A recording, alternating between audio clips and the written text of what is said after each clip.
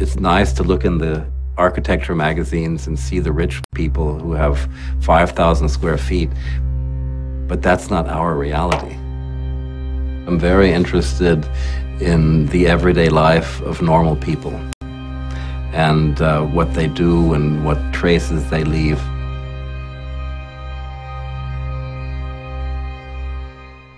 My name is Michael Wolf. I was born in Germany.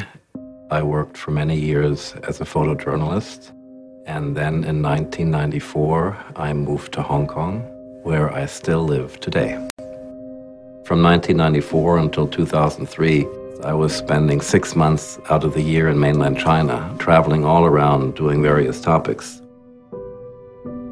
When SARS, the bird flu, came to Hong Kong, it was April, I think, April 2003. A lot of people had died. And my son came home from school and said, you know, Papa, my best friend's father died yesterday. And my wife just totally freaked out and said, I'm not going to stay here any longer. I'm going to go back to Germany.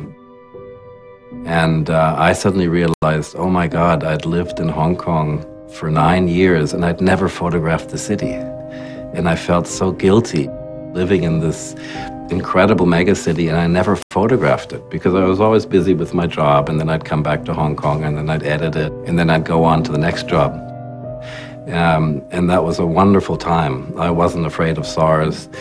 Everything was very, very muted. Everyone had masks over their faces, but it didn't bother me. And I went out every morning at 6 and walked the city, really from 6 until 6 in the evening, and then I'd bring my films to the lab, and I slowly developed my own vision of Hong Kong. The architecture of density. If you look at the photographs, they all have a certain stylistic device that you do not see the horizon and you do not see the sky. You do not have an idea how big it is. It could be 5 times as big, or 20 times as big, or 100 times as big. So I suddenly had created a metaphor for megacities. These monstrous, immense buildings, these repeating patterns, and when you looked at them, you would see little pieces of clothes and things on the windows, and you would imagine these hundreds or thousands of windows, and behind every window there's a family or a human being, and how do they live? I mean, the streets of Hong Kong are incredibly busy. But as soon as you go into a back alley, it's absolute quiet.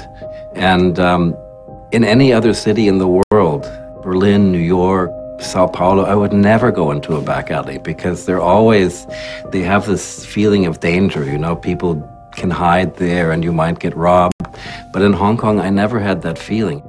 It was basically an area where the workers, the common people, store their tools. And all the kitchens had exits to the back, so people were washing the vegetables, or the women with the carts would park their carts there. And for me, the back alleys became my favorite way of walking through Hong Kong. And the more I walked, the more I discovered different categories, mops and gloves and covered carts. There's so many ways to dry a mop. You know, you can hang it, you can jam it, you can throw it over a rope, and there'll be a glove flapping, or you'll have an umbrella which is on the wall, and the wind will come and it will look like a jellyfish. I started in 2003 and I photographed 3 days ago.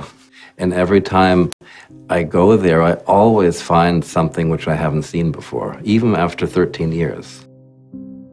People have always asked me, why don't you photograph the people in the back alleys? And I said, not necessarily. I think the things that they use and the traces that they leave reveal much more about the people in the back alleys. So I started collecting things when I saw something very interesting. I have a huge collection of chairs, for instance, over 100. And I would always make a deal. I would always offer them money.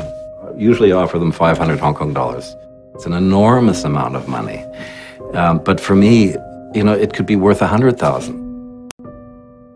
And the government has already done a test run a test cleansing of, I think, 13 back alleys, which are now totally sterile. There's nothing.